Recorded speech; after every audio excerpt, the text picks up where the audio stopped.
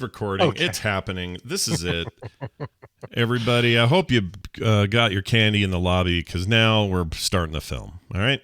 So here it comes. It begins in 3, 2, 1. Chumbawamba hubba bubba Ray Liotta.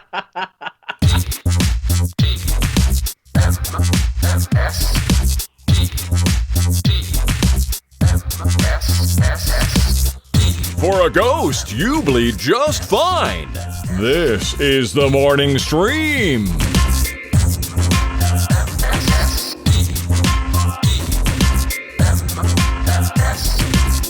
Hello, everyone. Welcome back to the morning stream for July 30th, 2020. I'm Scott Johnson. That's Brian Ebbett right over there. Hi, Brian. Hi. Hello. Welcome to Thursday. We've passed the hump of Wednesday. Yeah. On to the gentle glide down of Thursday. That's true.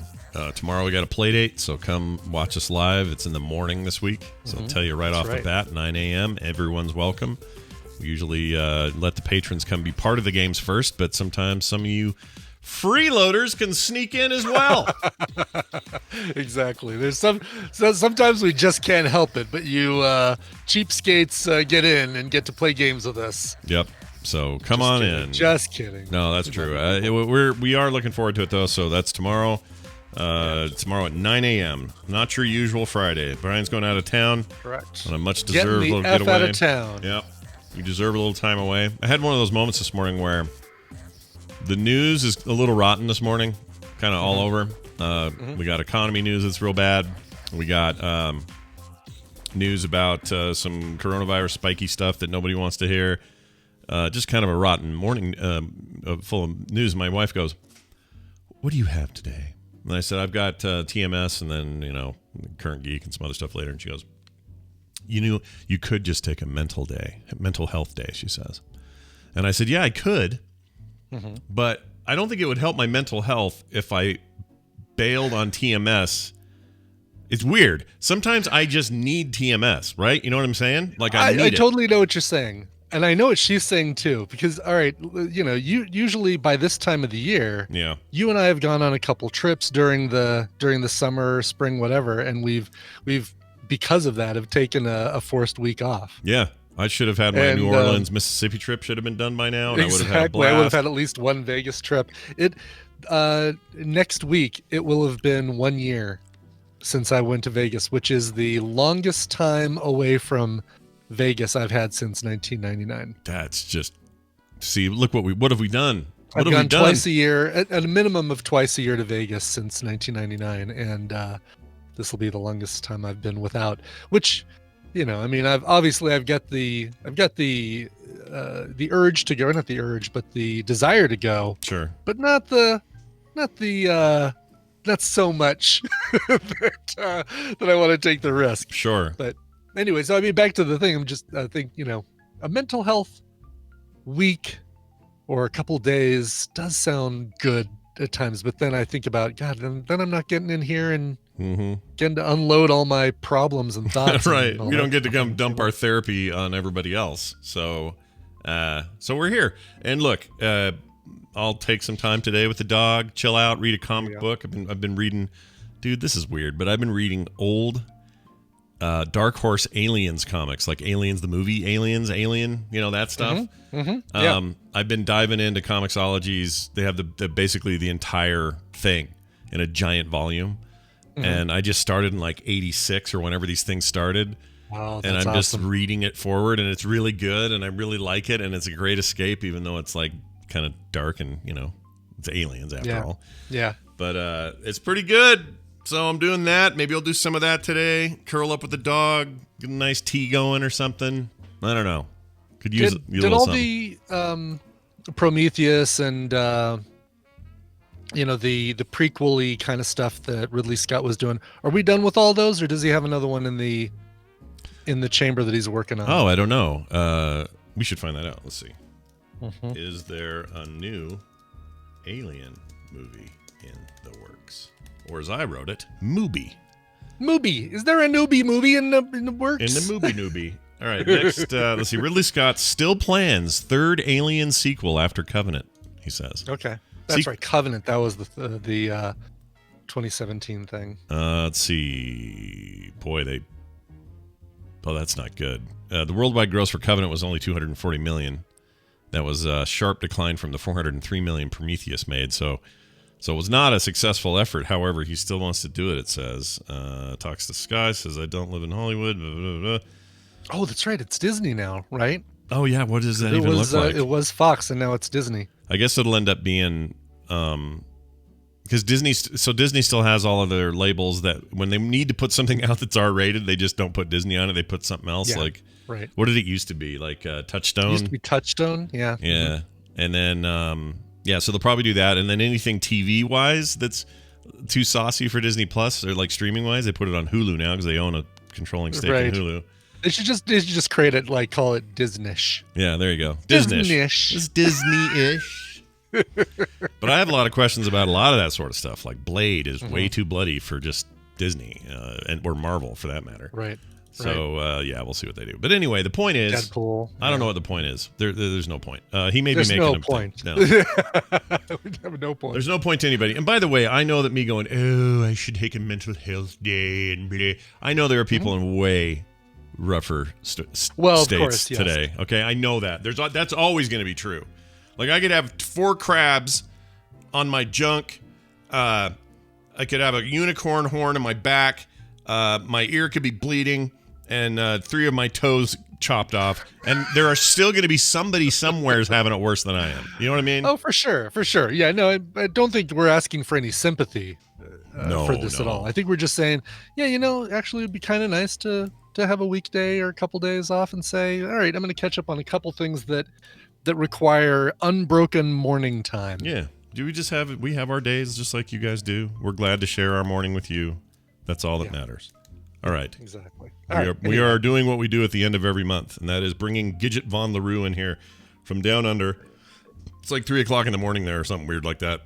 Yeah. And we're going to have a good time playing this. Trivial things. Gidget, welcome to the program. How are you? Oh my gosh. Look at this 70s ass looking business we got going that's awesome. Here. Wow. Is that your real hair or is that what'd you do? Is that a wig? It is a wig, actually, yeah. I like it. I like wigs. They're fun. Yeah, you don't have to do your hair. My hair's filthy underneath this, so wigs are great. I was hoping. I feel like we should be singing "Thank God It's Friday" right now, or ring my bell or something like that. Yep. I was really hoping. Good idea. I was really hoping you'd have more wood paneling in the background. That was going to be a big. Well, there's only so much that that she can do for this. That's a good point. Just before I started, I was filming a 70s porno in the next room. Oh, so we're great. all good for covering the 70s thing. Yeah, and that's where it was called The Day I Met the Colonel. The neighbors are pretty agreeable too, which is great. Oh, that's good. That's good. I just wish there was a green door on the other side there that we'd have to wonder what was behind the green door. You have to do beads. Well, I do have a deep throat, so. Oh, Lord. Well, that went places. Hey, so let's get right into it. Gidget's here. She is once a month. Last month we were a little late, so we did it actually earlier this month. But so we get you twice this month. July is the double up on Gidget. That's right. Last time it was Mad Max Fury Road Trivia, which was heavily favored in my direction. Tell us what our trivial topic is today for Brian and I to compete with. And by the way, before you do, chat room, I don't know who knows the running score, but I need somebody out there to keep track today. And also, if you have it, what is the current running score between Brian and I? I know Brian's ahead, but I don't know how by much. I think only by one. I think only if I'm ahead, it's only by one from. One or two, I think. Okay, so not too bad. Yeah. Not too bad, but Scott, you may not want the tadpole to keep score on this one. Uh-oh. Because I don't actually I forgot. I know it's some 70s related, obviously, because you're dressed for the thing, but I don't remember what the topic was. So lay it on us. What is it? All right. It is actually 70s music. Oh, Lord. Oh, sweet. Okay. Sweet. I actually like a lot of 70s music. The question is, do I know a lot of the names and things like that? That's going to be the big trick here. Well, the way I look at it is you, Scott, and Brian and myself were all around the same age. Mm-hmm. So we weren't teenagers during the 70s, but we're certainly kids during the 70s, and we probably listened to a lot of our parents' music as well. And there's nothing, I still listen to 60s music and 50s music. So it's just a passion. I know Brian's very passionate about music. So Sure. Brian went first last time. So Scott, you're first out of the gate. Awesome. Let's do I this. am hiding the chat room. Oh, yeah. Let me get them out of the way. Okay, they're right. gone on my end as well. All right. Oh, by the way, when we get it right, when we get it wrong. All right, go ahead. Easy enough. Excellent. Do you know how much effort it is to put an individual eyelash underneath your eye? I just want to give credit to women that did this in the 70s because, oh my God, you must have been so patient. Yeah. Because An individual eyelash? Like you have to put those on one by one? individual. Wow. Yeah. Holy crap. Okay. Yeah. Yeah, that's nuts. Yeah. And wait, every Right. lash is individual? Yep. That's crazy. Why not get the thing that's like a half moon that's got a bunch of eyelashes on it? Well, because the whole look was you've got to distance the bottom lashes, they've but gotta you can put the separate fake out. ones on the top. Wow. Mm. Man, the 70s for fashion and makeup and stuff. What were people thinking? I don't know. Yeah. I don't know, but I kind of like the look, so I might stick with it. All right. Well, with that much work, I think you at least got to keep it on for a day. Yeah, I'm gonna have to sleep in it. Get some swim goggles and just put those on and go to sleep. And It looks awesome. You can make some kind of weird salads or strange food for a day or two. Great idea. Yeah. I love it. I'm about mandarin to orange disco ball, slices in baby. a pink Jello mold. I Yeah, love with some carrot strips in it. Oh, Jello. man. Love it. Brian. All right, Scott. Okay. Okay, so some of them are a multiple choice and some of them are not. All right. it. Okay. Warning, and I've made your questions a little bit easier, Scott, than Brian's because I know Brian is such a big music aficionado. So Fair enough. Yep. yeah, and can I say Brian reminded me to say that. Make sure you point that out because when I lose horribly, I'd like to be able to say it was because my questions were slightly harder. Yeah. Yeah, exactly. Fair exactly. All right. So, Scott, in 1978, Gloria Gaynor will explode, boogie, disco, or survive? Survive. Correct. Oh, phew. I will survive. Okay, I got it. What, the cake song, you mean? Just kidding. Yeah, the cake That song. was my karaoke song at TMS last year. Yeah, it was. That's I right. will. Oh, that's Yeah, which I right. sang very badly. Yeah. Yeah. But you got on the table, and that's the important part. That's what matters. Yeah, if anyone's got that video, by the way, there were TMS people there. If anyone's got that video, please send it to me. Oh, yeah, Okay. that's got to be on someone's phone. Somewhere. Absolutely. All right. All right, Brian. Yes. Number 2. Yes. Yes. Carol King in 1971 finds, though we really did try to make it, something inside has died. Mhm. What's the song? It's too late, babe, and now it's too late. Dun, dun, dun, Yay. Written with her partner Jerry Goffin for the album Tapestry. No extra points for your vast knowledge. Whatever, No extra whatever. points. I get to spike You the got an ball. You extra guys, you 10 and Brian for get to that. spike the ball. Of course you know that. I love that song, though. Always loved hearing Yeah. that. No, It's a you're great song. I love Carol King too. Yeah, she's All great. right, Scott. This Yeah. is working out rather well because I've made sure to put your initials next to each question so Oh. I don't. Very good. Up in your game. I like it. Yep. Okay, Scott. Who originally released American Woman? Was it the Guess Who, the Who, Pink Floyd, or Creedence Clearwater Revival? American Woman. Or Lenny Kravitz. Sorry. Before the Who, what was it? What was A again? A was the Guess Who. I don't think it's the Who, so I'm going to say the Guess Who because I know it's not the other two. You are correct. Okay. Phew. Oh, I forgot to ding for you, Brian. Here's another one. There Oh, you go. okay. Yeah. It's the. I don't want to leave you without a ding. I was just so overwhelmed by your knowledge that I forgot to hit it. All right. So, yeah, but there are. All right, you so said Lenny Kravitz because he did do a cover, didn't he? He did a cover of it Yes, for he the Austin Powers soundtrack. That's why I know that from him. Okay. All right. So All far, right. we're neck and neck. Brian. Yes. Yes. Who wrote "Mama Told Me Not to Come," the 1970 US #1 hit for Three Dogs Night? Was it Tom Jones, Eric Burden, Otis Blackwell, or Randy Newman? It was Randy Newman. Really? Who was, Sure was. Yeah, who was writing a lot Whoa. of stuff that he wasn't recording himself. Actually, he might have recorded a version of that for himself, but not nearly as popular as the Three Dog Night version. Well done. I can't imagine Randy Newman singing that song. Yeah. You That got would be a friend in me. Yep, I can totally hear it. Yeah. Mama told me not to come. Mama told me. not to come, so I came anyway, and I walked into the door, and the party was going on. It made me realize you could have been him. Any of us could have been him. I mean, the songwriting is important, don't get me wrong, but we got the voice down, so Yeah. it's pretty good. All right, so we're still neck and neck. All right. Neck and neck. All right, you're doing well, Scott. Okay, Scott. Yeah. What was Neil Diamond's hit song in 1970? Was it I Am, I Said, Crackling Rosie, Sweet Caroline, or Forever in Blue Jeans? Well, those are all his songs. So now, Yeah, of course. so 78, you say? Yeah, no, 70. 70. 1970. Oh, I thought you said 78. I'll go through it again. 1970. Give me those I again. Am, I Said, Mm-hmm. Crackling Rosie, Sweet Caroline, or Forever in Blue Jeans. I'm gonna guess it's I Am, I Said. It's got to be that because that's old. No, Brian? Ah, shit. This I'm totally taking a guess on just based on what I think is the oldest of those four songs, but I think it's Forever in Blue Jeans. No. Oh, No? Is it Sweet Caroline? It's Crackling Rosie. Crackling Rosie, really? Wow. Keep on, yeah, Crackling Rosie. So that's a 0 for both. dang. Yeah. All No right. one gets at that point. No, that point is lost to No. the ages. Bye-bye. Points, touching points, reaching out.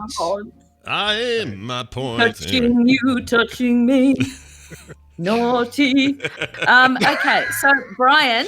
Yes. All right. So I'll do the lyrics. Okay. I bet your mama was a Cajun queen and all her boyfriends were sweet 16.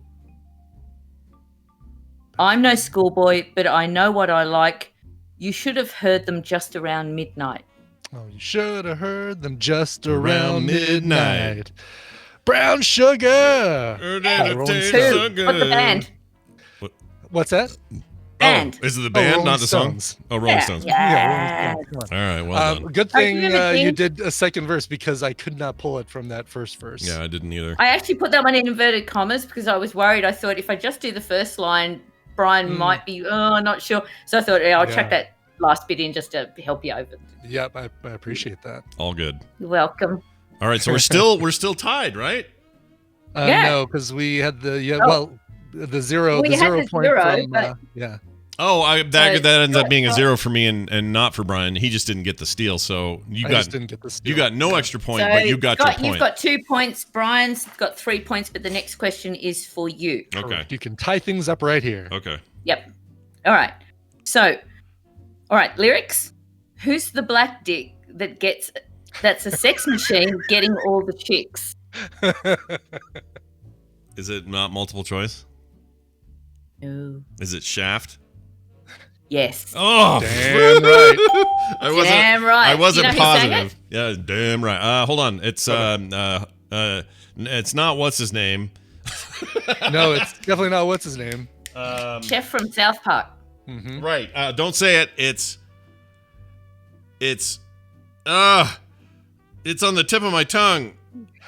Oh, not Otis. I can't do it.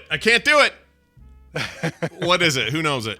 Isaac Hayes. Isaac Hayes. Gosh dang it. I should have remembered that because they had that big fight with him when he left the show, and That's right. They were all they mad at killed him. off Chef in the most horrible way possible. yeah. But I'm talking about Shaft. Shaft.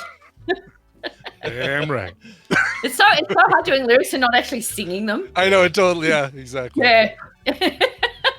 Okay, so Brian, well done, Scott. Yes.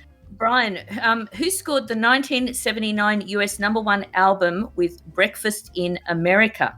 Oh, Multiple- sure. It's I don't need the choices. That's All right, Supertramp. go for it. Supertramp. Supertramp. Absolutely Supertramp. I even Well released done. a track-by-track cover album available for free download at Coverville, where listeners cover every track on the Breakfast in America album. Oh, nice. There we go. Go and check out Coverville. Yeah. There you Do go. it. All right. Do it. And also on the front cover of that album, if you Uh-huh. remember, Brian, It's there's a woman that's playing a waitress. Yes. That's- What's her name? Her name That is tag? actually Kate Murtaugh, and she played Mum in the movie Dr. Detroit. No way, really? Yeah, that's That's Mum hilarious. from Dr. Detroit. She's on the front of their cover and That's on hilarious. the back. Yeah, it's Well. the waitress that's doing the Statue of Liberty pose, but she's holding Yeah. a Oh. glass of orange Glass- juice on her plate Yeah, Yeah. yeah. or on her tray. Very Yep. iconic image for sure. Yes. That's so Well- cool. I didn't know that she did anything else. We got There you Dr. go. Detroit is one of these we have to watch for Film Sack because it's Dan Aykroyd and arguably one of the worst things Dan Aykroyd ever did. I'm down with that. I think it is just super fun. I think the music's great. The dance routines, he met Donna Dixon, his wife, Devo, on the I think, film. is And can music, you blame right? him? Really? She's beautiful. Wait, they Oh, met. no. They met there. Got I didn't know Frank that. Reznor in it. I didn't know. It's I didn't good know. fun. I didn't know they met on there. I thought they met on that Yeah. Spies Like Us thing. I had No, that I all think wrong. That's after. that was after, yeah. Okay. Mm. All right. Spies Yep. Like Us, dude. That movie. Right. What a dumb We've put the movie. Retro Cinemas podcast at Dr. Detroit, and I had Carrie from Girls Beer Sport on to do it because it's her favorite 80s movie of all time. So trust me, people love that movie. So if you Wow. do it, people will listen. All right. Okay. You know what? I haven't seen it since like HBO in 1985 or whenever it was. So Been a while. maybe I need to give another I chance. was actually the same, and then when I rewatched it, I enjoyed it more now than I did watching it back then. Wow. Okay. There you go. All right. So there you go. All right, Scott. Yeah. Right, this is a multiple choice. So, who loved the nightlife and had to boogie on the disco round in 1978? Okay. Was it Linda Ronstadt, Alicia Bridges, Donna Summer, or Gloria Gaynor? Give me the line again. The song, the lyric, or the. All right, I'll say it as it said in the song. Okay. I love the nightlife. I have to boogie on the disco round. Donna Summer. Brian? Damn it! Please don't talk about love tonight. Alicia Bridges. And That is I love correct.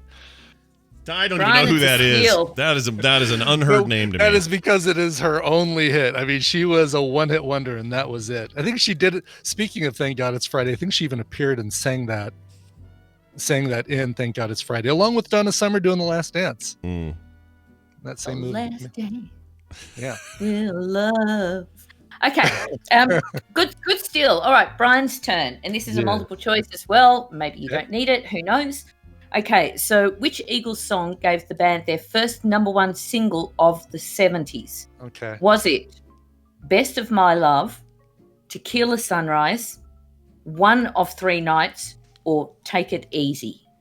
I think you need one of these nights, but it's Or one of these nights. one of three nights. I think their first hit single was "Take It Easy," which, if I remember correctly, was co-written with what's his name? Well, all right, first tell me if I'm right or wrong, and then I can. No, Scott, It's you want to not have a "Take go It at it? Easy." Damn. Give me the choice. All right, the choices are Best of My Love, Tequila Sunrise, One of These Nights, or Take It Easy. Well, we know it's not Take It Easy. No, you can rule that one out, or you should say that one. Yeah. Say that one again. Maybe it'll be right the second time.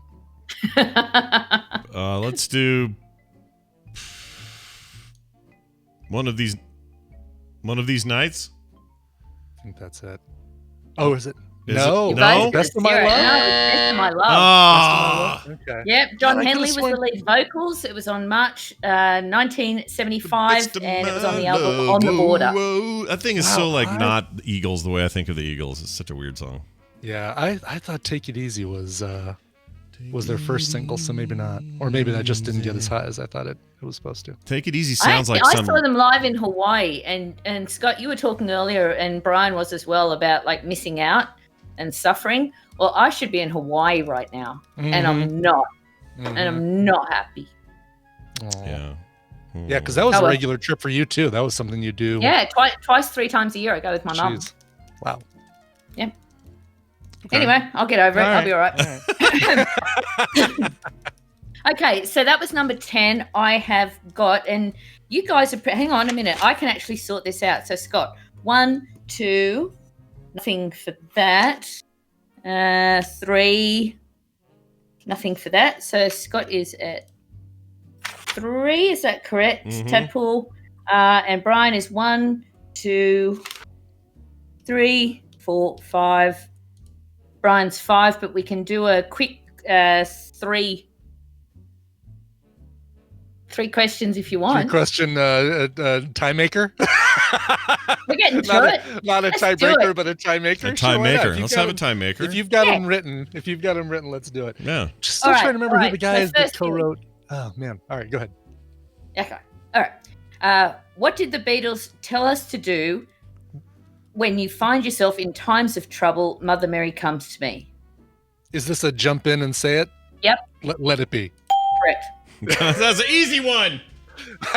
Well, why did you No, say you're while I was right. asking my question? I know. Both of you. It's just whoever jumps in first. I know. I screwed up and was slow. Oh, I know you did. You big muppet. All right. Okay. Number 12, first in, and it's a multiple choice. All right. Which song? This is a trick question. Which song did Rod Stewart sing about his first sexual exploitation? Was it You're in My Heart? Was it Maggie May? Was it The First Cut is the Deepest? Or Maggie was it May. Tonight's the Night? Maggie May. Yes. It was me. Yeah. Very good. God, well done. It was a bit of a guess. I just thought it sounded right. I'm just pandering so much. It begins with a wake up, Maggie. a So good he's boy. in bed. Yeah. He's a good boy. Okay, all right. So the last one is number 13. I had to include this. All right. What 70s movie and album are these songs from? I'll say them quickly. How Deep Is Your Love?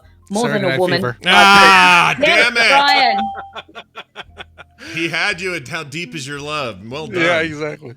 Yeah, I just That's I all said I I'll say need. them quickly because I just had to get through them. It's You still should have one of started the- with If I Can't Have You or one of the lesser known ones on there. Yeah. Staying Alive or Saturday Night Fever. Yeah. Yeah, it wouldn't start with that Yeah. one. That was probably a good one to start with. What movie was Saturday actually Night still- Fever in? I don't Still know. the Yeah, biggest Jackson selling Brown. album. That's who I was trying to remember. Jackson Brown was the guy who co-wrote "Take It Easy." He actually had most of the song written, and then he brought it over to Don Henley's house and said, "I've got this song, and I just can't figure out what to say in the second verse." Don Henley wrote the second verse. He says, "All right, why don't you guys go ahead and record it?" And it became one of the Eagles' biggest songs. My guess is the chat's been shouting that at us for a while now. But Probably we had you probably guys have. going. It was just Probably. when I turned it on and saw that Seamster Loga. Yeah. We've had you guys. We're talking about the chat. I actually, after we recorded last month, I looked at the chat, and turns out when I did the Mad Max Fury Road quiz, first of all, most of them hate it, and second of all, ones that have seen it, half of them haven't seen it. So it was pretty much people just going, eh? That's because people are wrong. So hi to those people. Hi.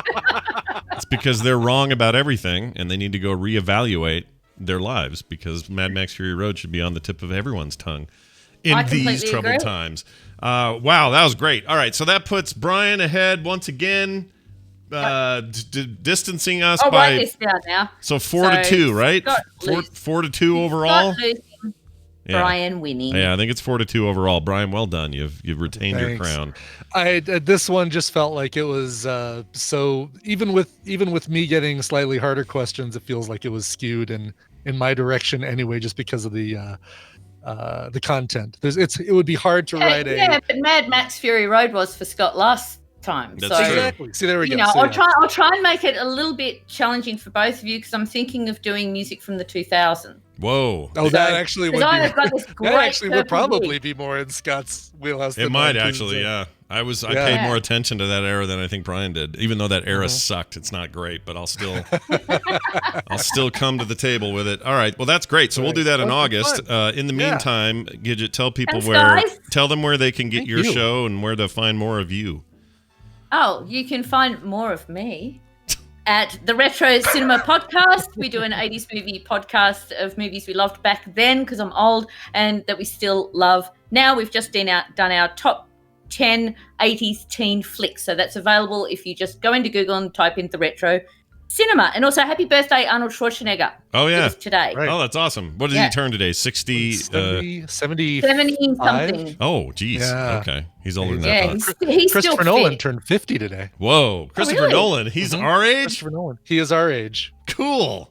Well, Yeah. I feel like such an underachiever now. I know, right? All right, Gidget. Have a great week and month. Thanks, guys. We'll Love see you. next Bye. time. Bye. Bye. See you later there, 80s hair, 70s hair. Okay. I love it. That was fun. That's awesome. That was fun. I did a little better than I thought I would do. Yeah, you did considering. Yeah, it wasn't too bad, but I think the win was going to be yours from the beginning. But we'll see. Yeah, next time we'll see what she comes up with. You never For sure. know. Yeah. That actually would be my kryptonite is like 2000s and 2010s pop. Yeah, like you- what you is do far that? better. Katy Perry. Jonas Brothers. Right. I mean, I'd get the stuff like Adele and Mumford and Sons and Lumineers and stuff like that. Basically, what I know about a lot of that stuff is the covers that came from songs. Yeah. The 2000s. It's weird to think that that's already now a thing we can talk about as a decade ago. It's weird. Yeah, right. Yeah. It's really weird to me.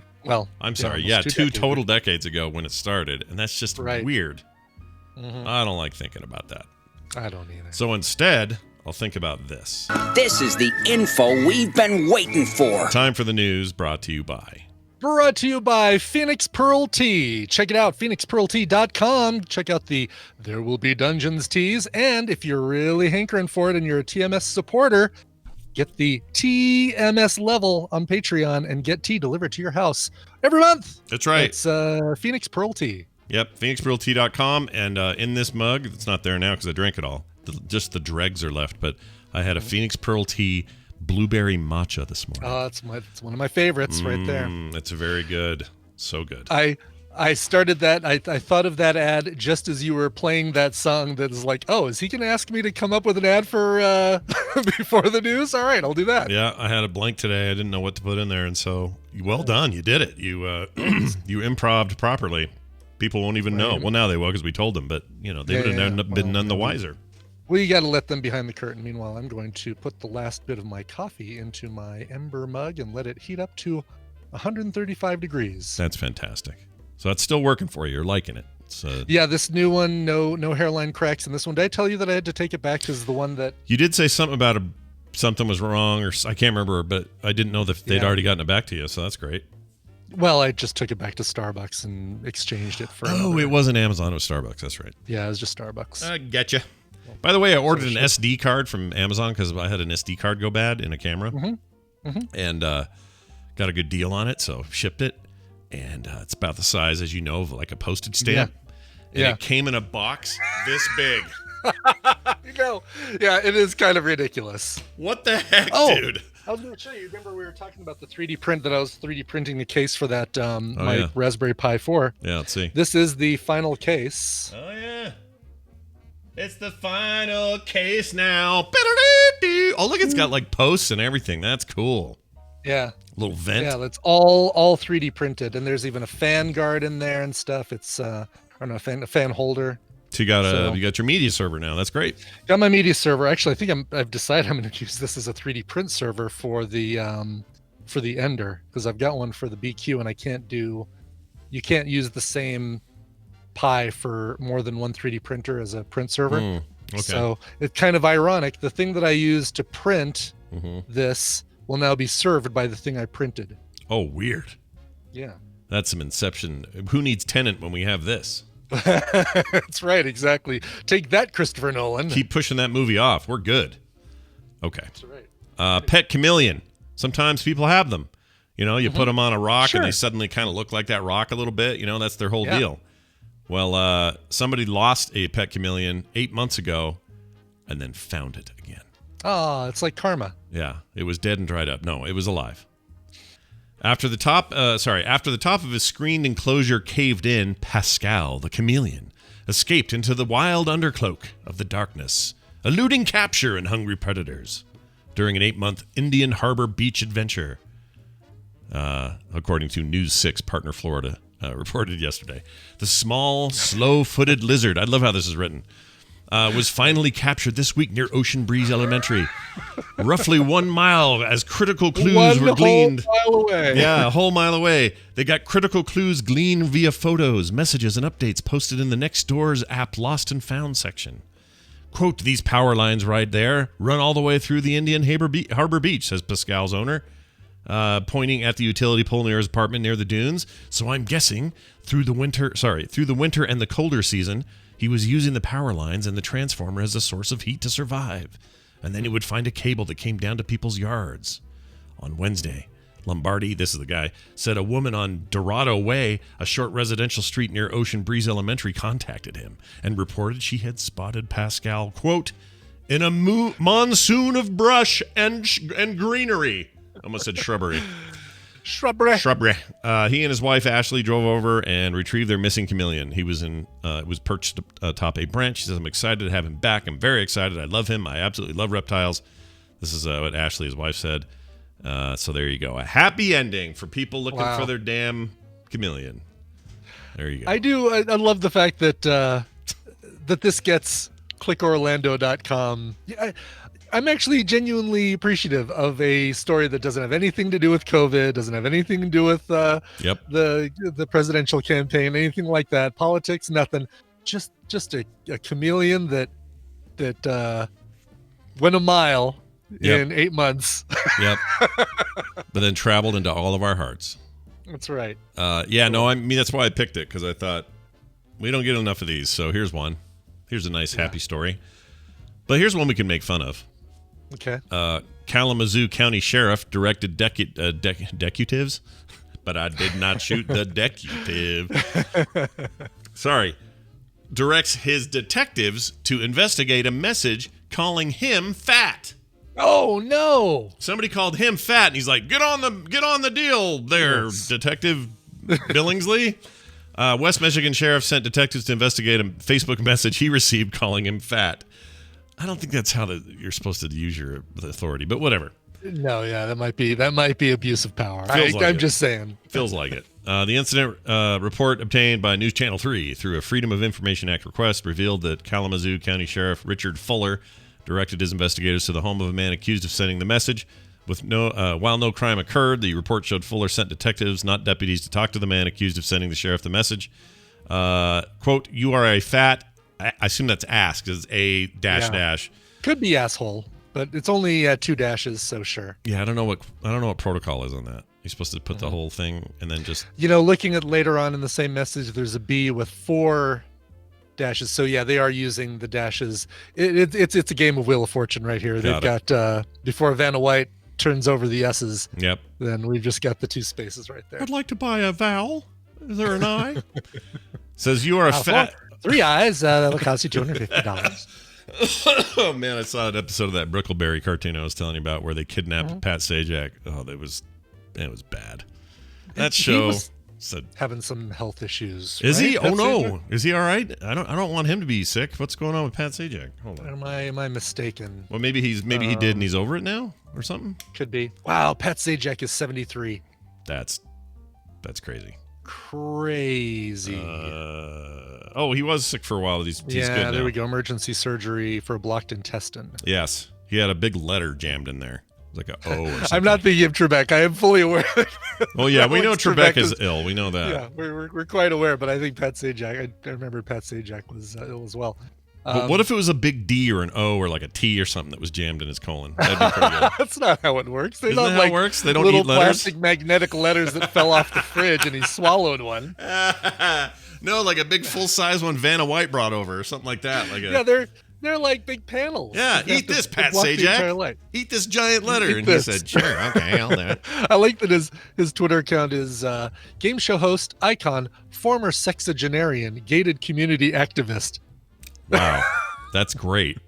Sexagenarian, what does that even mean? I don't even know what that means. 60-year-old, former 60-year-old. Oh, I didn't realize an octogenarian or a... Okay. So what are we? What are we?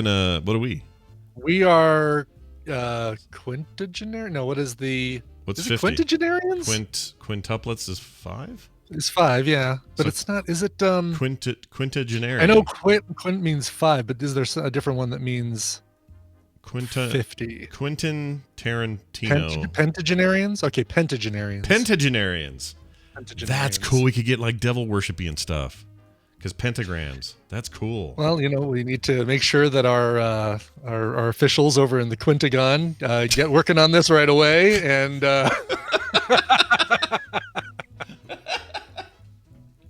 The pentagenarians at the Pentagon. Pentagenarians at the Quintagon. That's amazing. Yeah. All right. All right, pentagenarians. Nice. Yeah, very nice. Oh, it's Greek versus Latin. Quint is Greek, penta is Latin. No. Thank you. Oh, okay. Thank you. Got a couple of conflicting origins there. Not conflicting, Can but they're... Can the Avengers Quinjet only hold 5 people? I know it's the Quinjet. I just, I thought I'd better, because somebody's going to address that and say, I thought you were a Marvel guy. Yeah, I thought you knew everything about Marvel.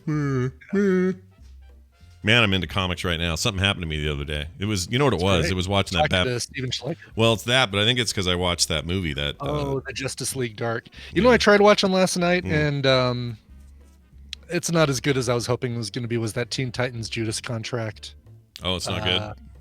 It's not as good as I was hoping. It feels more like we've taken the Teen Titans Go stuff and not kept the charm of that, but not really even tried to make it a little bit more less kiddie cartoony. Are they so is the style like they're more adulty or no? Is it still that kid? They're drawn to be more adulty than the Teen Titans. They're not drawn as kind of, the super deformed, super D, whatever they call that. Yeah. Things like they are on the in the Teen Titans Go. But it opens with Beast Boy, looking at his new Twitter account going, I could write posts like, I love pizza and pizza is great and time to get some pizza. It's like, oh, is this what we're in for? Yeah, that's... Ugh. Yeah, so Justice League Dark I'm going to check out, but I think I might be done with the Judas Contract. Yeah, and also check out, the one I watched was Doom. I'm starting Dark. What's the other one that's on there that looks good? Oh, right, Justice League Doom. That's right, that's what it was. If you've never seen Under the Red Hood, that's a must. Yeah, I need to see that one. I read the comics, but... Phantasm's old, but great. Okay. A whole bunch of good stuff in there. Batman Phantasm, not Phantasm, the ball with the... Yeah, not the ball with the knife sticking out of it. Yeah. I do need to get... It was basically that or start on Doom Patrol. And Doom Patrol's another one on my list. I have too much. Yeah. There's too much. You have too much on your list. Don't they have a new season coming or already out or something? New season's already out. Okay, and might actually even be just wrapping up the new season. And was it a bingey thing, or did they do it week to week? Week to week, I believe. Okay. Yes. Yeah, Ken from Chicago says the season finale is tomorrow, so there you go, week to week. And did it well received this season? Anyone in the chat have a? I think so. Yeah, I think I've heard good things about Doom Patrol. I just wish that Titans and Swamp Thing were on HBO Max. It makes no sense why it's It really not there. doesn't. Even if they don't intend to add new seasons, just put it up there. You own it. It's not like it's going anywhere. Exactly. Anyway, I was going to read this line this guy said. I'm going to do it in his voice. Yeah. You're a fat ass who needs to go on a diet. Stop us from living. Come get me if you want me, you tubby as fat bitch. What's the middle? Stop us from living. What's that? I don't know what that means. That's really weird. Stop us from living. Come and get me if you want me. Was that like a stop us from living? Like a that's what you're trying to do, but we're not going to let you try to stop us from living. But also the last line. Come get me if you want me, tubby is fat bitch. What does that mean, tubby is fat? Does that make any sense? That's a really good tubby as fat. I'd say we need to find this guy, get our detectives to find this guy, not because he called the sheriff fat, but because we're curious about what he means by all these things. Well, and it could be he's on a list. I mean, see, here's the thing we may not know. He may be on a list already, and he may already be weird and threatening and other stuff. And also, this message is really funky. And what does it mean, stop us from living? Like, all this stuff could have culminated from a longer period of time where he's been a problem, and now they're just going to go talk to him. That's different than, he called me fat, go investigate him. So the story may not be 100% like, right, giving us the real deal. I know that seems crazy that sometimes the media likes to spin things. Yeah, I know. It's nuts, right? Spin. Whee! Final story for today, anyway. A gas leak from horse semen containers sparked a hazmat alert at the Haven't Delivery Center. Oh, no! Oh, no. Gas from a horse semen container. Yep. So it's, semen gas. A fire engine from Gosham Fire Station. Where is this? This is the UK somewhere. And two from Gosham Fire Station. Yes. And two from Waterlooville. I understand you've got a fire. We'll send a man right over. Let's see. They were called to this place. The call made after the staff at the depot found a white smoky mist coming from a package. According to a spokesman from the Hampshire Fire and Rescue Service, the package was revealed to be a container holding chilled horse semen, with the leaking gas coming from the liquid nitrogen that's used as a coolant. So that's your gas. Horse semen is often chilled to preserve it while it's being transported across the country to professional horse breeders. Waterloo Fire Station Watch Manager Craig Sadler said crews spent more than an hour there working to vent the gas from the horse semen. He said, it was a package that was leaking gas. It was a 30-liter vessel stored in liquid nitrogen. We evacuated the premises and promptly ate all of the semen. Oh, no, I'm sorry. We evacuated the premises with 15 people on site. I misread that. Sorry. I used to, so the company that I worked for that did the if I could use your phone video, we were a half a block away from a place called 3 Prime, 5 Prime, 3 Prime, something like that. And they dealt in selling semen, in selling animal semen for breeding and that sort of thing. Specific kinds or all kinds or like? I could have sworn it was like whale semen, which seems really weird for a completely landlocked. I'm looking it up here to see maybe. That's weird.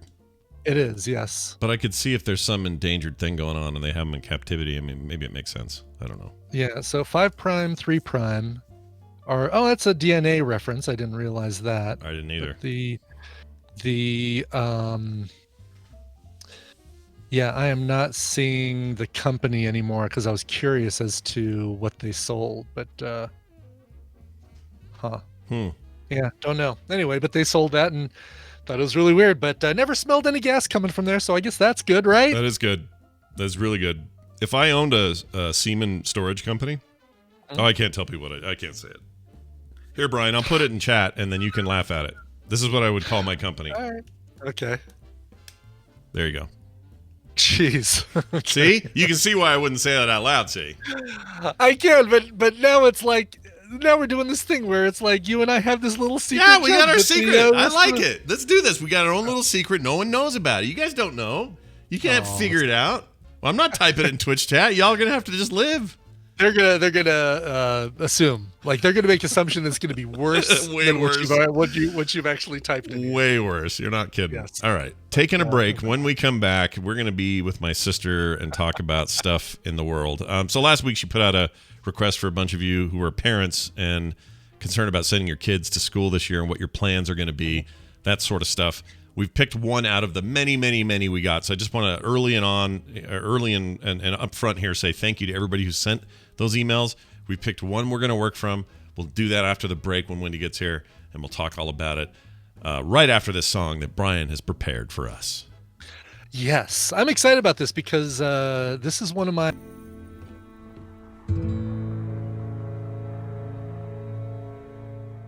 Hadouken! Hadouken! Hadouken! The fireballs aren't coming out. Oh! I better go make a tuna casserole.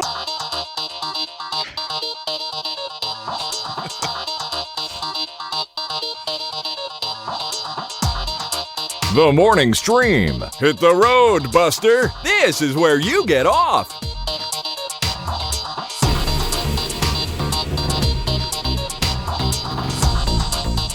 And we're back, everybody. I loved that. I'm going to chill to that in October. Oh, so great. In the meantime, you can chill to her previous 7 albums. This one's way more orchestral, though, than the previous ones, from the sound of that. A lot more strings, but her voice, it's fantastic. Yeah, just really my kind of like relax and jam kind of thing.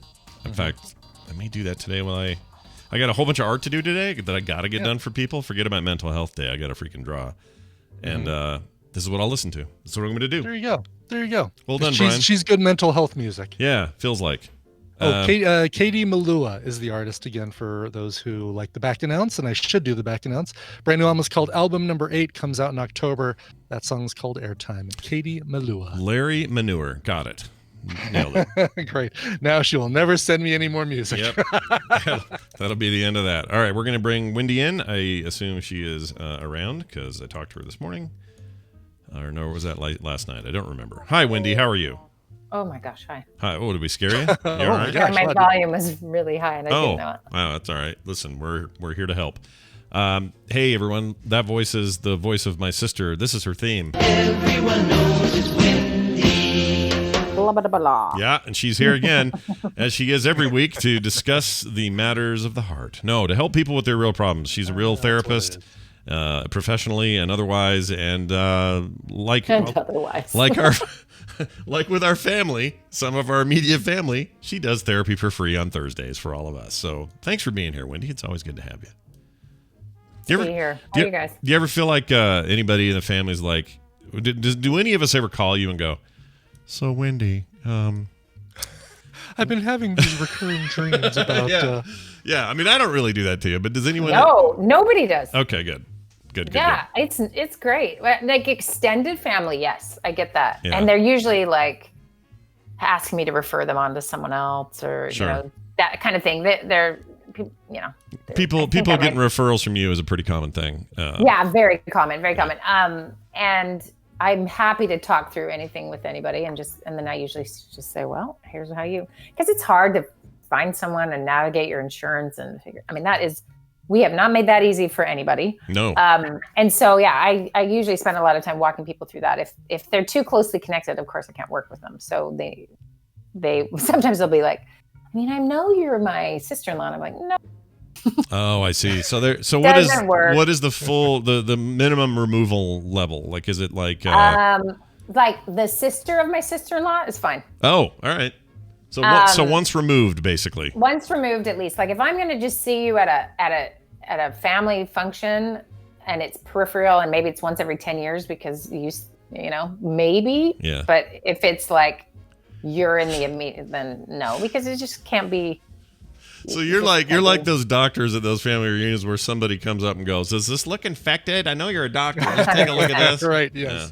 All right. 100%. But what's so tough is it's like there's a long story. It's one thing to look at a little, mole. It's another to go, okay, hold on, what? And there's a long story. And can you come over here in the bathroom and let me tell you? Yeah. And so it happens, but there's a lot more actually don't mind at all. I feel like it's like, in some ways I'm flattered. Like, oh, you would trust me to ask me that. And also I think, oh, I'm the only person you know. So there we go. Well, always have those recommendations for other people handy, I suppose, is the lesson. It's great. All right. We talked actually, this is kind of a three-parter. 2 weeks ago, we talked about dealing with the whole cancel culture thing. Last week was about forgiveness. This week is about, well, I guess this isn't a three-parter. This is like a whole new parter. But we hinted that we were going to do this. We were going to reach out and say, hey, parents, contact us and let us know how your feelings are right now as you're about to prep to send your kids back to school or not, or teach at home, or go homeschooling forever, or what your fears are and all that stuff. And like I said before the song break today, lots and lots of feedback. We grabbed one so that we could sort of riff on one that got kind of all the points we wanted to hit. We found one like that. So that's what we're going to do. I'm going to read this. I'll keep this person anonymous. They didn't say whether they wanted their name used or not, so I just will assume they don't. That's how it works. In fact, if you guys ever want us to say your name, you just kind of have to tell me for the Wendy stuff. Otherwise, I'll probably just not do it. 10 years later, I'm now telling you this rule. Nice timing, right? I just really got on top of that. So here's how it goes. Hi, Scott, Brian, and Wendy. On last week's Therapy Thursday, you asked for emails about kids returning back to school. I'm sure you're probably going to get a ton, but I just wanted to do a little word vomit on my concerns with my child starting school. Yes, starting, ! They say. He's supposed to start kindergarten, and I've been anxious about this moment for the last year or so when we received his autism diagnosis. What will school look like for my child? And now we are living in the time of COVID. We've moved to a new state about 4 years ago, and my job let me continue to work for them, now remote. So I have been working from home for about 4 years rather. Some days I feel like the flexibility. What? I'm sorry, I put feel in there and it doesn't exist. Some days I like the flexibility. Other days, the out of sight, out of mind attitude of my company drives me crazy. My husband's job went WFH as soon as COVID appeared in our city. I don't know what that means. Work from home. Oh, work from home. Not what the effing hell.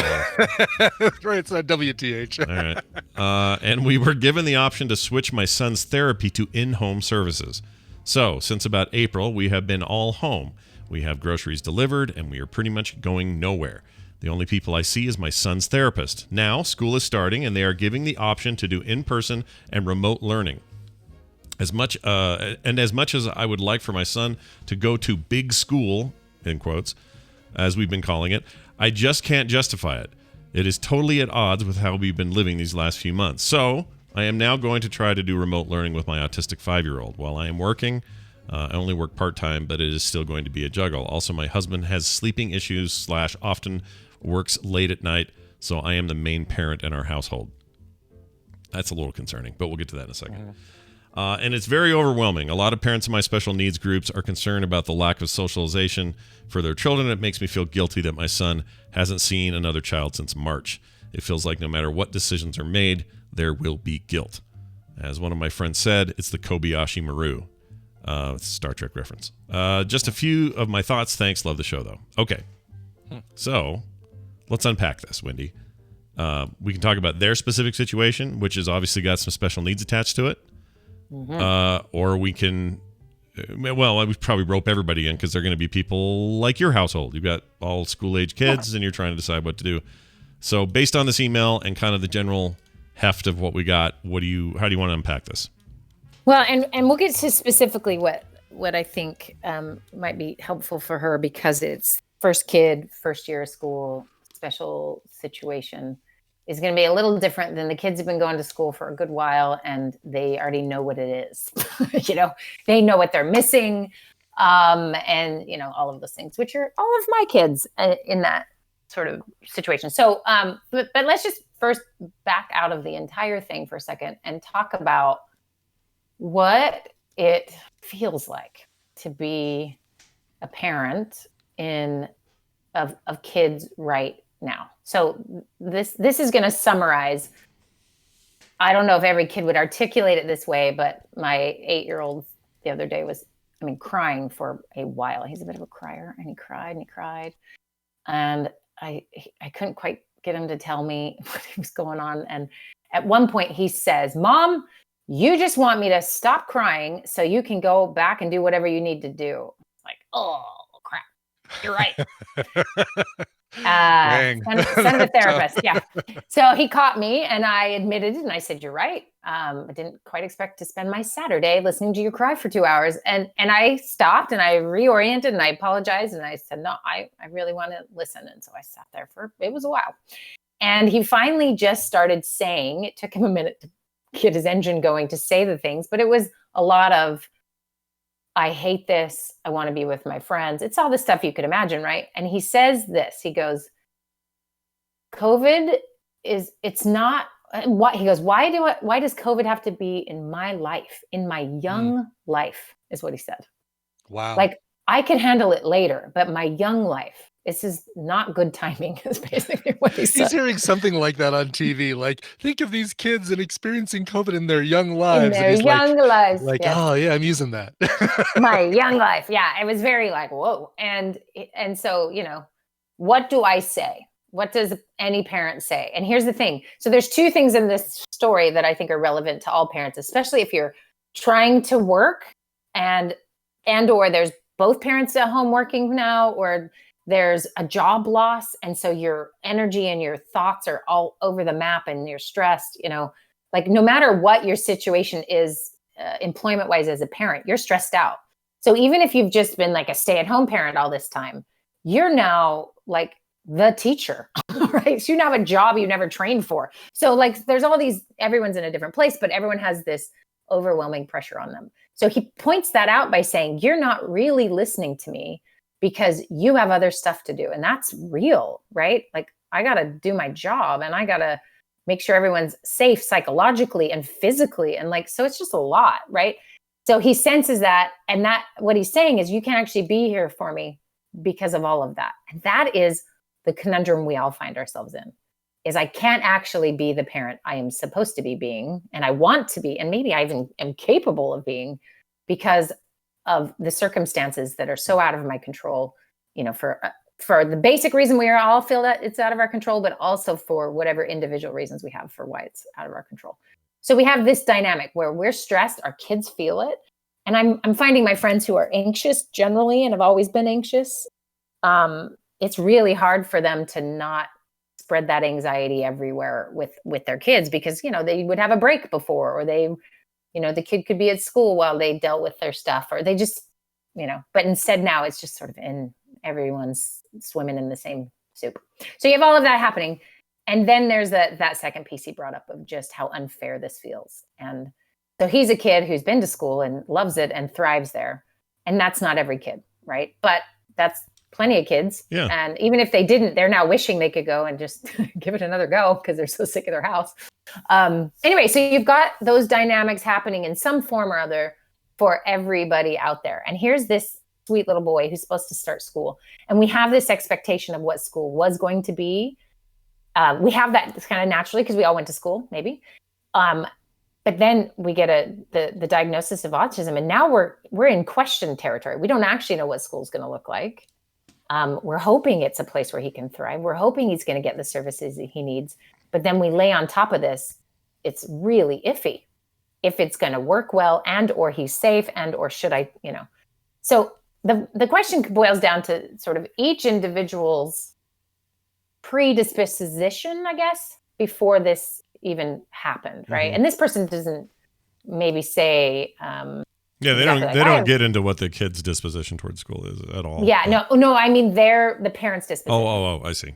Yeah. Kind of, right? Like she's nervous and excited, probably pretty typical stuff, right? Mm-hmm. But if she was really, really anxious, then we got to start from there. And I think that's what's tricky is there's a certain Secretary of Education and others who think that like saying like, bleh, everyone do this is just, there's no way that is a good idea, right? There's no way, because not only doesn't that work for all different kinds of students and all different kinds of teachers and all different kinds of districts and all different kind of funding and blah, blah, blah. It also doesn't work for the disposition of all the parents who are ultimately going to be making that decision.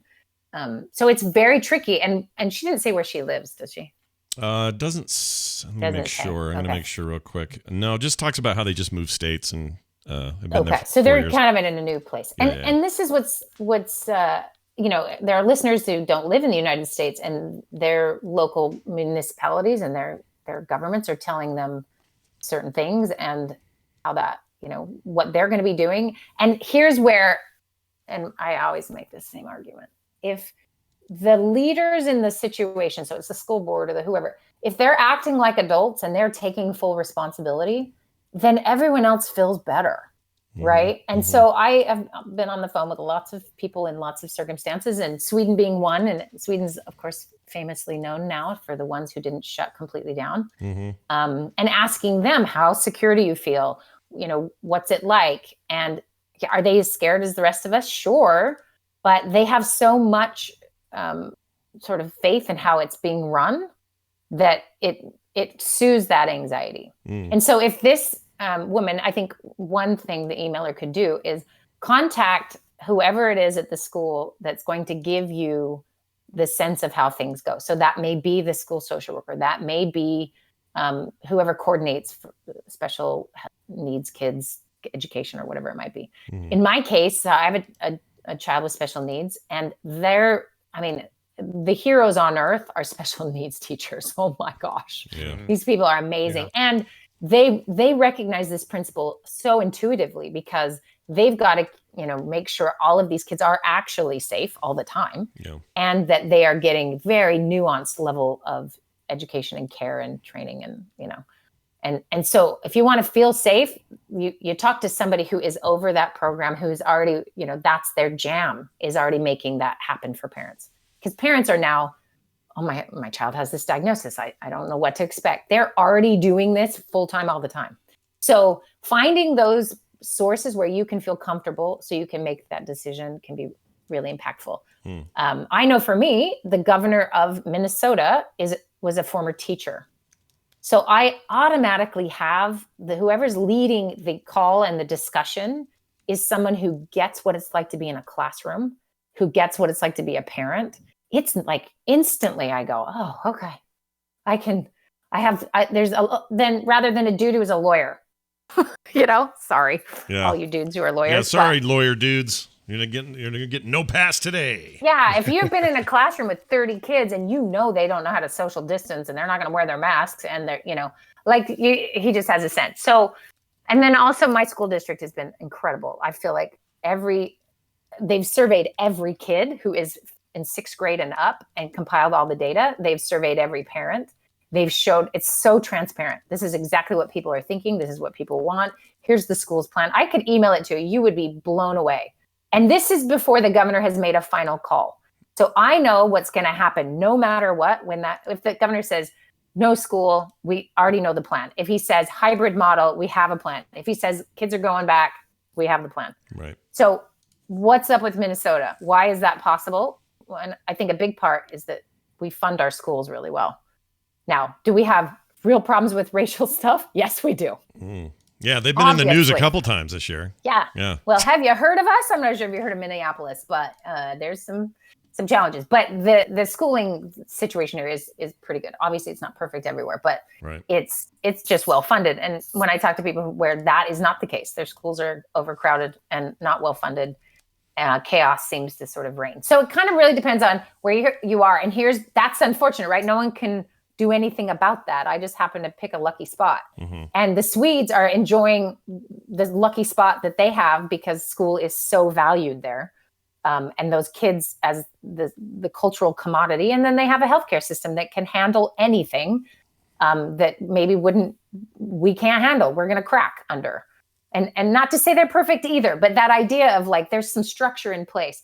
Well, if you live in a place where that's not true, what do you do? So let's say this lady does live in a place like that, she just doesn't maybe fully know it because she hasn't had a kid in school yet. So I would recommend that she make a phone call or two and get somebody who's in charge to help her understand what her options are. And she can express some of her concerns, right? And they'll do that, especially because she's starting out and she's in the special education branch of school. And no matter where she is, somebody can help her with that probably. Right. Now, let's say you just have a bunch of other kids that are different ages and you don't have the special needs route. What version, and you guys your kids are so far from being in school. Yeah, I know. Well, Nick is now 2 years since graduation, or a year and a half, something like that. So it's starting to be a distance. It's not even in the realm of, So lucky you guys. Yeah. But so let's think about, kind of channel that you're a parent and you're not sure it's safe and you don't want grandma to be at risk because your kid went to, just you can imagine. So get in that mindset and think about what would make you feel better if maybe you don't feel like you have you can't make the phone call, or maybe you do make the phone call, but what's the two of you's like sort of gut thought of what you would do if you were a parent with school age kids? I mean, okay. So the special needs question, I would for sure try to reach out and hopefully at this point would have some, already established contact with those in your district, state, local, whatever, that, where those resources and those specializations exist. If you haven't done that yet, that's the first thing I would do. But let's just say it's, my 3 kids who, other than Nick's inability to put his clothes in the hamper when he's done, really there are no special needs that I'm aware of, although he always acted like that was one. But anyway, because of the case, their cases, I think what we would have done is we would have kept our ear to the ground really tightly from March forward and said, because obviously school ended prematurely also, right? Like kids didn't stop going to class. Well, it didn't necessarily end prematurely, but they were home prematurely from to do distance learning. Correct. Correct. And then some of them graduated, without the fanfare of usual graduation. So all that stuff happened. But we would have probably tried to stay as close to whatever was going on in the district from then forward so that we knew what the fall was looking like. So when they thought things were going to lift, we would probably pay attention to that and what the plan was and try to hold them to account on the plan. And then if it changed, have another contingency plan, kind of like you're talking about with what it sounds like your district is doing. Like we would have just done that. I don't know what else we can do. Like that's part of the frustration is that enough? Or is there something else you're supposed to do? Right. I mean, that's like the basic of any parent who would be paying attention, right? But then we get to the actual call you have to make, right? So say the district, so we have a friend in Chicago who just found out yesterday, it's like, nope, it's not happening. It's all online. Yeah. So now she's got to adjust to, how do I make this work again for another school year with multiple kids, and online schooling does not work for some kids. It just will never work. And so what do we do there? And so back to the email for just a second. This kid hasn't started school. So it's not that it's great timing, but it's easier timing in that you can figure out, because by law, every state has to provide for a special needs child their needs, right? So you actually have way more leverage legally than any other student because you have to protect those vulnerable kids, right? So I get those packets every time I have a meeting, like, these are your rights. You have so many rights, and hallelujah that they've done that. But it actually is to our advantage to say, what support do I get for this? And navigate that with them, almost like you have a case manager. And so I would reach out and sort of, you can demand that as a parent now. Do you need to be extra nice? Probably, because everyone's really stressed out. But I do know, like my own school district, in the plan, it has all these contingencies and all these different ideas. But under the special needs section, this is mandated by law, and we will do what is in the best interest for these kids. So it may be they're the only kids in the building at some point, because they can easily be 6 feet apart. They can, they have one-on-one teachers, and there's a way for them to make sure those kids are okay. Now, that's because it's well-funded. I don't know about other places, right? But anyway, so she should really fight to figure out, because she doesn't know this yet, but she'll get a packet every 6 months at a meeting that says she has every right to this and this and this and so many important things, which is great. So, but regular folks, you're just like doing your thing and you're like, I don't know. And you're talking to your neighbors and you're freaking yourselves out. And I've been doing this terrible thing where I'm listening to Radio Lab has excellent recent episodes, and one is about the pandemic of 1918 and how it's so good. I have that queued up. I meant to listen and I haven't yet. It's so good. And I don't want to give it away, but each sort of person comes back with a story about something from that 1918 flu and how it changed, and 2 stories about how it changed one person. The flu itself, like having the flu, changed 2 very important people in history and changed the course of history. It is so cool and crazy, and also makes me terrified. Anyway, but you're listening to that, and you're freaking yourself out or whatever. And then you talk to a neighbor who's like, chill. And then you talk to another neighbor who's like, I'm homeschooling my kids no matter what. And you're like, wait, what? You're looking to your community to know what to feel and say and think. And if the district, which I've heard some pretty horrible things about the school districts in Salt Lake and how they're handling stuff, and people just feel the chaos, right? Yeah. So this is, again, where leadership matters, and someone being the adult in the room, or, at least the illusion that someone knows what they're doing, can be really helpful here. So if you're not getting that at all, and then Brian, I want you to answer this, what you would do too. But if you're not getting that at all, you've got to tune into you. And this is where I'm taking it from the collective decision-making to your personal decision-making. So I'll keep going on that. But Brian, I want to know what your thoughts are before I and seeing mine are different depending on looking back at Tristan, the different ages, right? Because when he was pre-high school, we actually had him, he actually was not really special needs, but he was a visual learner as a kid. And so he picked up on things differently than the other students. So we had to have him in a I want to say it was a 501c, but that's like a charity thing. 501c. Yeah, like a not It's 529. That's the no, but it's a weird number that doesn't seem to make, it just seems to be pulled out of the air. IEP is what we always say, the individual education plan, maybe. Right. So he was on one of those, and so he did have a special counselor that would work with him on a few things to kind of get him steered towards learning the same way that other kids learned. And for him, it was all visual. He needed to see it. He couldn't just read it. He couldn't hear it. He had to actually see it. 504 plan. That's it. Thank you, TVZ Gun. And Drenched Wildfire. So pre-high school, I would have said, if they're offering a mix, so a lot of the schools here are doing this thing where there's or a couple of counties, I should say, because the main counties, Denver County is doing all online for the first quarter. Jefferson County is doing all online for the first quarter. But there were some schools out here that were doing like a mix, a hybrid of where you'd do 3 days online, 2 days classroom learning, if you felt comfortable with that. Otherwise, it's all online. And I do sort of a modified version of that with Tristan pre-high school, which would be meet with the counselor, do everything else online. If obviously if things don't look better by September, which there's no indication that they're going to get that much better by September. Yeah. High school wise, this was the time when he was really starting to become a lot more self-disciplined with his school. I'd say he would have done a lot better with an all online high school regimen than he would have pre-high school. So I would been more leaning towards the all online kind of situation. The hard part is that whole era, or that whole K through 8 or whatever, K through 6, 9, where so much formative social interaction stuff happens. The social interaction is a huge part of that. I know there's a big contingent of homeschoolers these days who have all kinds of amazing ideas, and they get together and they do their stuff. But in COVID times, I don't know how that works.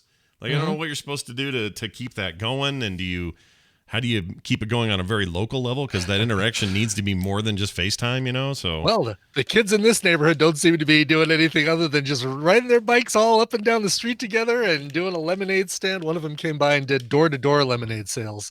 Oh, like, don't bother coming to my stand. We'll just bring the lemonade to you. We do delivery. Yeah, and that is that is not a contactless delivery, I'm afraid. It really is not. No. I'm not gonna get they it lick there. their hand, hand you the That's thing. right. Yeah. How about if I just give you $1 and drink my own lemonade? Yeah. Thanks.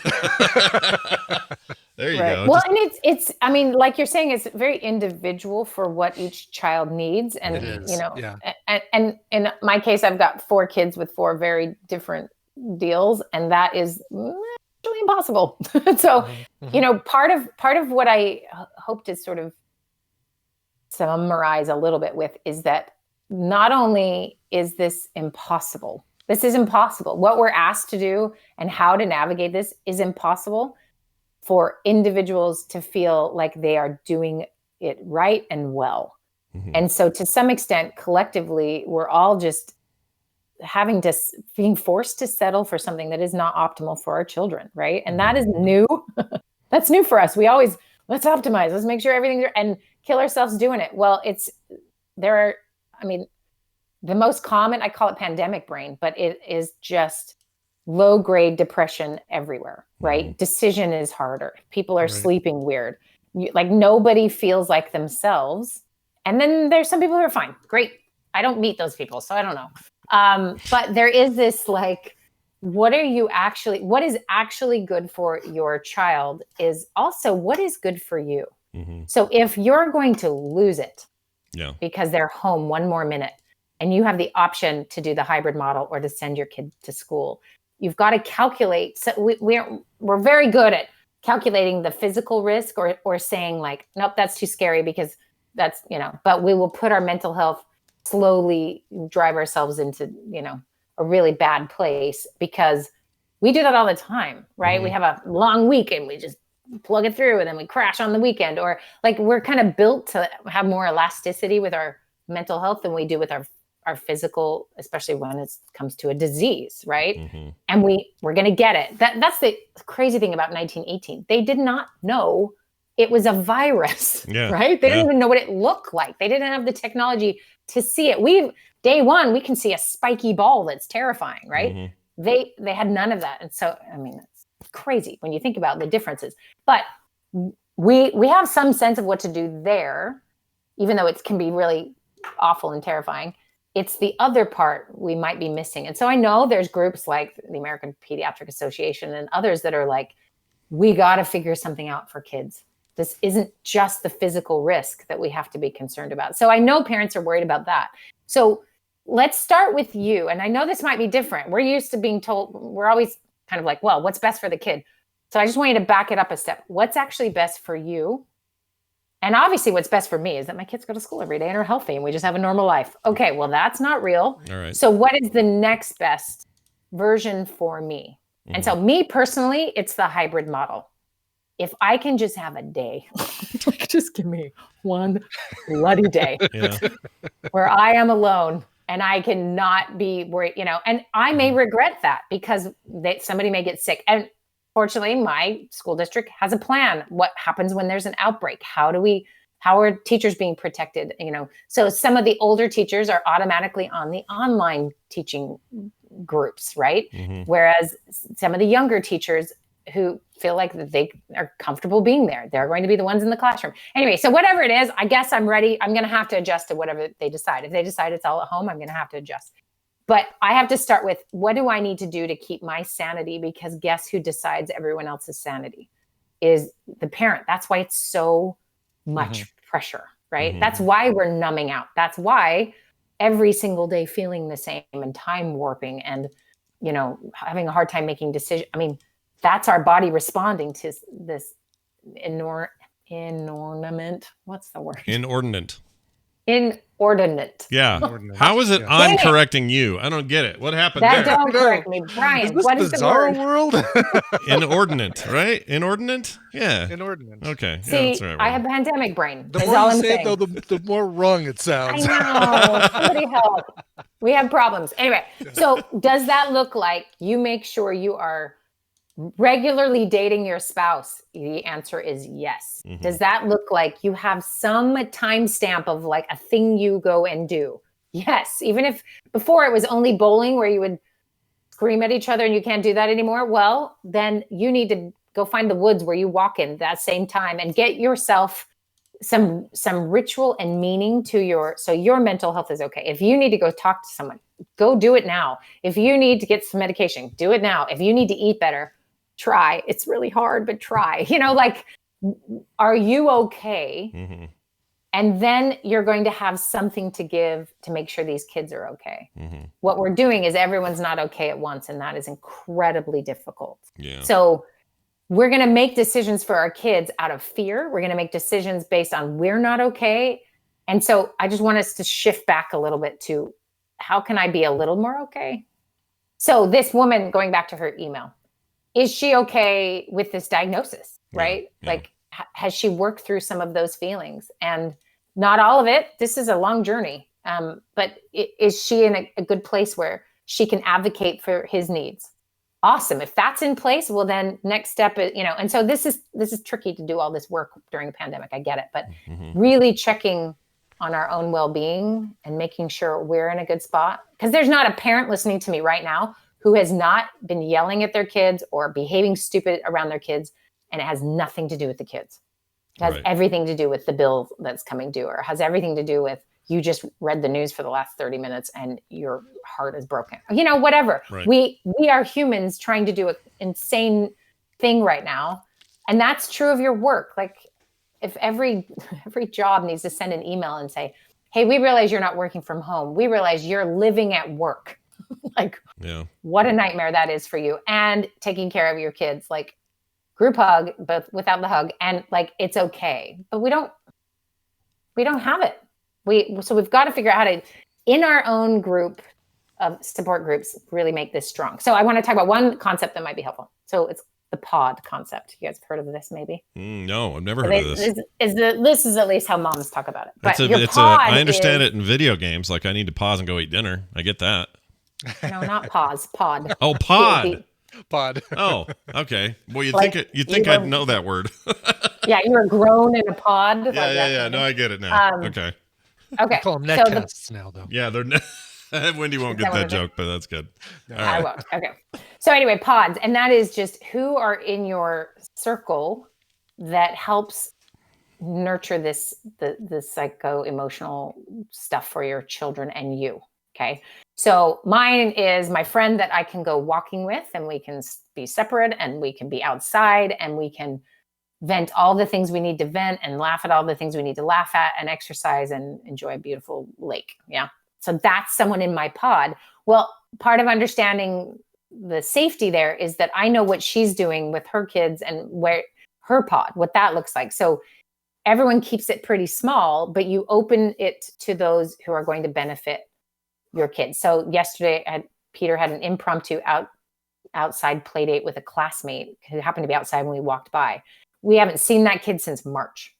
And the mom and I had to discuss, like, all right, what are you both doing? And we're both just home doing nothing. We go nowhere, right?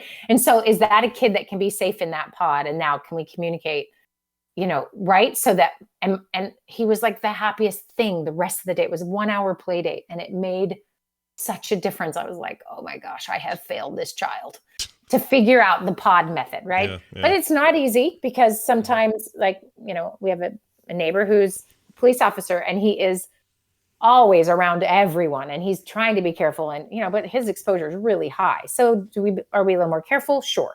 But you can do this. You can find who and that sort of trust that they're behaving as well as they can. And then just the reality is we're not in control, and so we can control a little, and we can build our pods so that it can benefit our mental health a little bit more than maybe we've allowed in before. Mm-hmm. So that's just a thought for people to think about. And the school, if you're doing hybrid or whatever, it becomes part of that pod, and how we can, what we can do that just increases the well-being generally. We can have some control over it.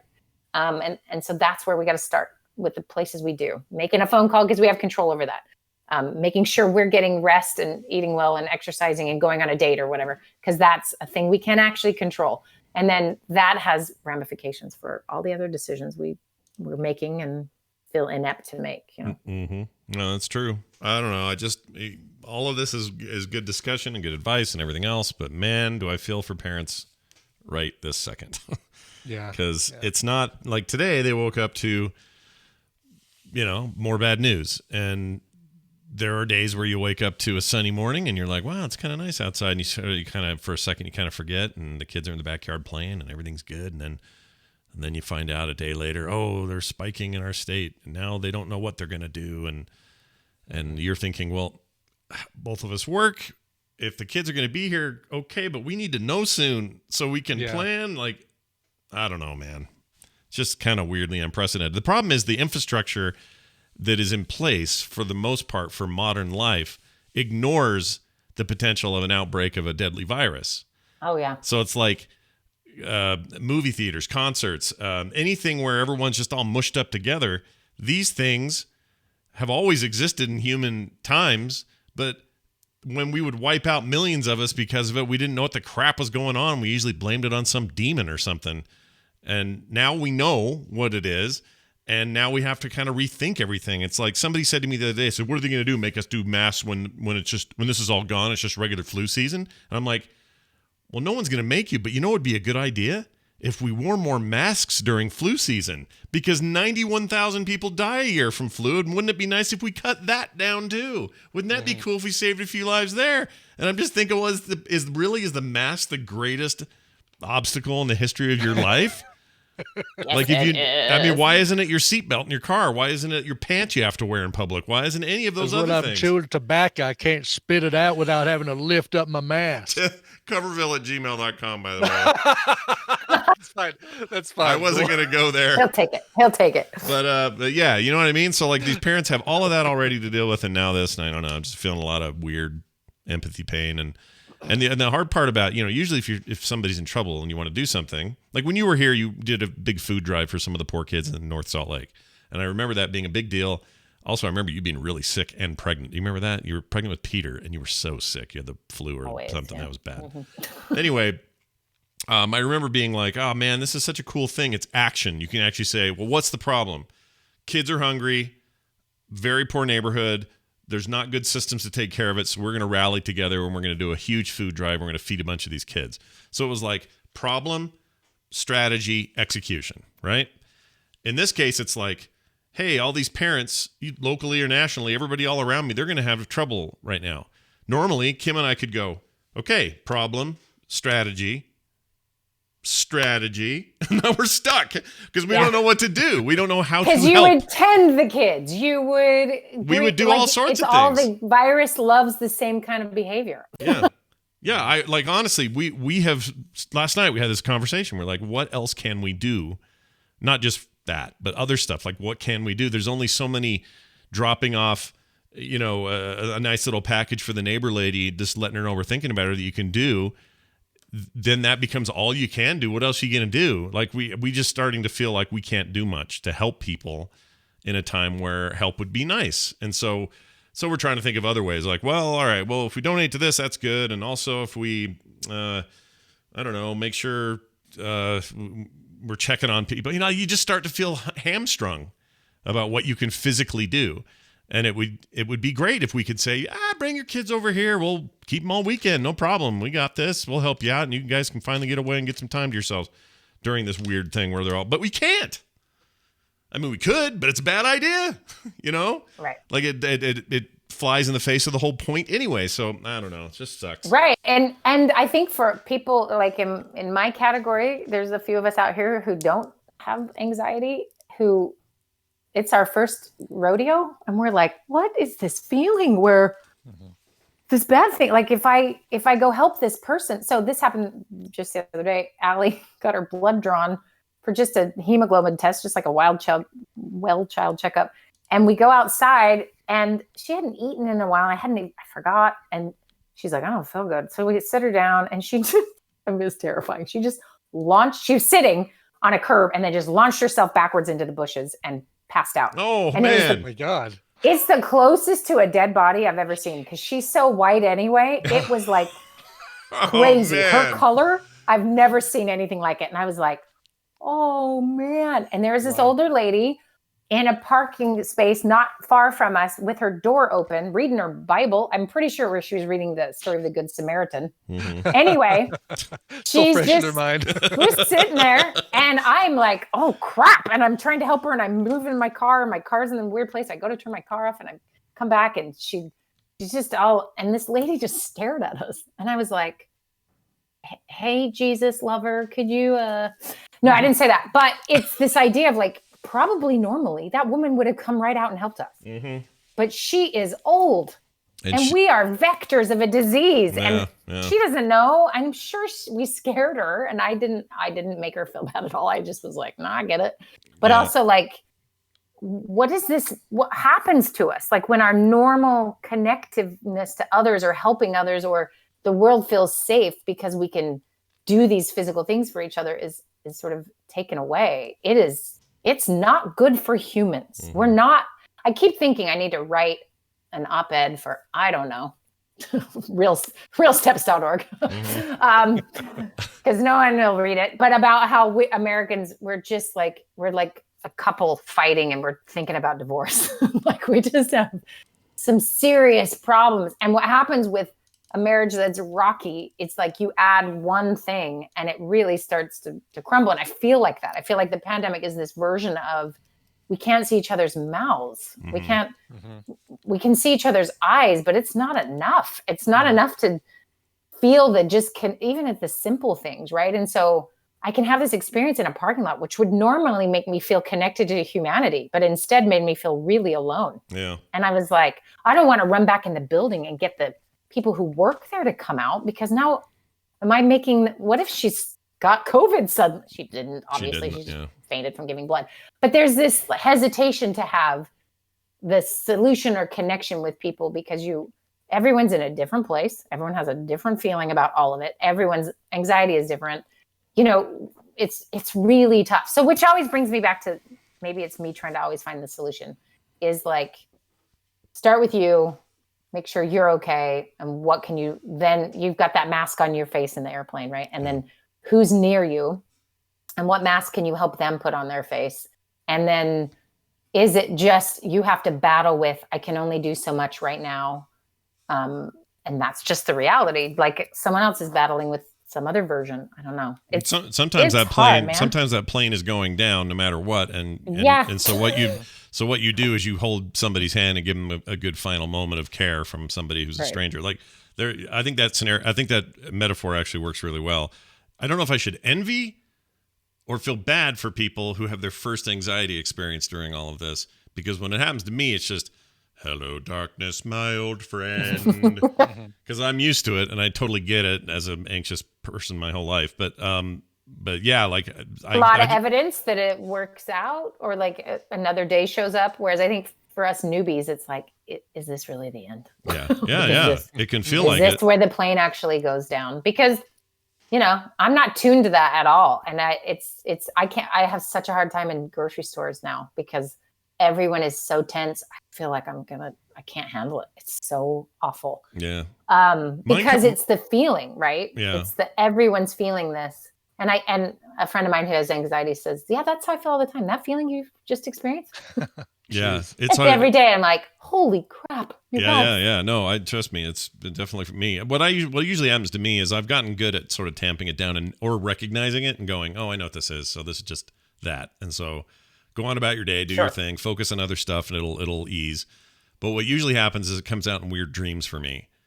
Like last night, I played basketball with a bunch of aliens with one eye on their forehead. And during the game, I went up for a layup and woke myself up because in real life, and Kim witnessed this, I launched my arm from laying in my back position, launched my arm to the left and punched my lamp, and it fell off onto the side of the bed. Oh my God. Side thing. Yeah. Jeez. That just happened last night. So did you watch Space Jam again recently? No, I didn't. Although I thought of that when I woke up. I'm like, what the crap is that about? It all felt normal while I was in it. But yeah, like, everybody's obviously going to deal with it differently, but it's a weird time. I want more opportunities for us to find common ground and less reasons to, like, we did have kind of a sit with the neighbors friend or some friends of ours in a distanced way and got pizza and just chilled and talked. And it was great from a social standpoint, but part of me didn't want to do it because I knew that this is all we're going to talk about. You know what I mean? Like it wasn't going to be, hey, how do you feel about the Bears this year? You'll still stick with them through good and bad seasons. Well, we don't have football right now. And like all the normal things that we may have a conversation about, it's all going to go to the side. What's going to happen instead is we're going to talk about the pandemic. We're going to talk about the problems associated with it. We're going to talk about something we heard about somebody with an awful thing that happened. We're going to hear a bunch of politics talk. I don't want to do that in my social stuff anymore. But at the same time, it's probably important that we are, right? Because we're sussing through it when we do have an opportunity to be somewhat social. I don't know. It's like quadruple edged swords right now. All the swords are like Swiss Army knives. Just everything's sticking out and talking about one's going to lead to the other, and it's all dangerous conversation. And I don't know, man. Well, and Pete's right. Like, why does this have to happen in our young lives? Why? And yet, there's some. I think we always like romanticize, the greatest generation, or they went through all of these hard things and look how tough they are. Like, this is a hard thing. Yeah. We're going to get through it. And at the end, do you think we'll think we're as cool as we think other people are? Or will we go? Or do you think we'll be like, well, okay. I mean, at least I had the internet. I don't know. I'm having new t-shirts made up that say the new greatest generation. That's right. The greater generation. Take that. Yeah. What has two thumbs and lives in the greatest generation. That's right. Me. This guy right here. Great idea.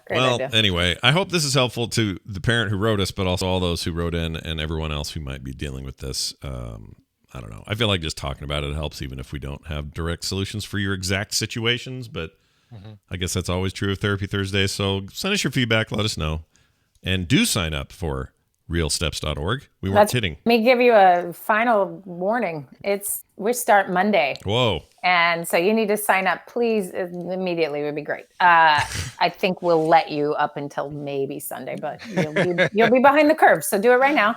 Yeah, it's going to be great. We're taking a a little different tact, a lot of same good stuff, but we're going to go pretty personal and pretty deep. So if you have zero interest in opening up any cans of worms, then don't sign up. Yeah. Because this isn't the round for you. This is going to be good. I keep thinking why did I start this the year of the pandemic? Mm-hmm. But then I realized, I think it's because we're going to get real faster. Mm-hmm. And that's kind of what's happening. And so this month is going to be particularly so, and so it'll be good. So some accelerated, accelerated growth period, perhaps. Yeah, a little bit. I think that's true for all of our things a little bit in some ways. So yeah, sign up. All right. Realsteps.org. That's realsteps.org. Wendy Dunford on Instagram. Wendy, thanks for hanging out with us, and have a great week as we hurtle towards school problems. Thank you. Bye. Bye. Thanks, Wendy. All right. How do I hang up on my sister? I do it like this. Kick. Just boot. Remove from this call. Okay. That's right. All right, we've done it. That means that we've done it. And I have a quick note here about some fan service for listeners, so I'm going to play that real quick. I happen to be related to this person, so full disclosure. I want fan service! All right, we got some fan service to give out to Ken's Bookshop here in Salt Lake City. I was notified about this because my daughter, Carter, loves this bookshop downtown. It's an amazing place. You can find so many cool little hidden treasures, ancient books, new books, weird, out there stuff you didn't even know was published kind of books. It's just an amazing place. Yeah. Do they let you grab books off the shelf and take them into the bathroom? No. To read while you Well, poop? you know what? Okay. Maybe they do. I guess I've never tried. I don't know. But the top of their GoFundMe page says, Ken's Bookshop is an integral part of the very fabric of Utah's culture. His store is under very real threats right now, most immediately with the loss of sales due to the COVID-19 crisis, and the store is running at approximately 50% of normal. We are not alone in this, but the pandemic shows no sign of going away anytime soon. Please do what you can by helping donate to this fundraising campaign. We cannot afford to lose this cultural icon. So I send this message out to mostly my Utah listeners and friends. If you guys hear this, you probably know about Ken's Bookshop. This isn't going to be new to you. So if you are a local in any way and you want to see a local place survive, people have really bellied up so far, and it's worth checking out. So just go look for Ken Sanders or Ken's Rare Books or Ken's Bookstore, Ken's Bookshop. Any of those things will get you where you want on GoFundMe.com. We don't have a shortened URL, but go check it out. And thanks to Carter for letting me know. Okay. Yeah. It is very cool. It's one. I'm always the one saying, "Man, this whole Barnes and Noble would fit on my phone." Hope everyone knows that. You know that whole thing. Mm-hmm. But this is a case where these are the places I want to survive in the book printing world, because it's almost like a museum. It's just so curated, and there's a smell there of paper and book, and it's an amazing place. You really you want to go there if you visit, and they let people in, I guess. All right, Brian. Yes, sir. I think that's it. Oh, a reminder. Play date tomorrow, 9 a.m. to 11. 11:30 tomorrow, The Instance with me and Garrett Weinzierl. We're doing an episode. Those guys are back. Well, one of them's back in town, so we're doing that. The boy is back in town. That's right. Patrick's on some sort of self-isolating vacation. It's hard to explain because the French are weird. But then Garrett also getting back from a short trip to the Keys, where I was informed he was very careful, and they were super hardcore. If you didn't have a mask on, you were fined on the spot, $500. Boom. Wow. How are people getting away right now, Scott? I know. Don't understand it. I know. I could go up to Park City, but I don't know what I'd actually do up there because all those shops are closed, so it's not as fun as it would be. I don't know. Kim and I are trying to think of what to do for our anniversary this next month, but we don't know what we're doing.